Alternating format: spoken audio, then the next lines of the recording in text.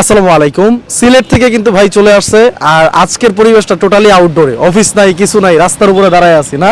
জি। ভাইয়ের নাম কি? আমার নাম মোহাম্মদ আবু মিয়া। আবু ভাই, জি। আমাদের অফিসে আসছেন কতদিন হয়েছে? 20 তারিখ থেকে আসছি আমি। 20 তারিখে কয়বার আসছেন? 3বার আসছি। 3বার আসছেন, মানে মনের দুঃখ কি ছিল? আপনার লোকে দেখা করব। আচ্ছা, মানে দেখা আজকে হয়েছে তো? জি, আজকে দেখা হয়েছে। আমি কিছুক্ষণ আগে বাসায় ব্যথা পেয়ে আমার পা কেটে ফেলছি, তো ভাই বলতেছে যে ভাই 3 দিন আসছি, এখনো পর্যন্ত আপনার সাথে আমার দেখা হয় নাই। তো আমি বললাম ঠিক আছে, পাও কাটছি আর হাসপাতালে ভর্তি থাকি, আমি আসতেছি, আপনি বসেন। গাড়ি চালায়া চলে আসছি।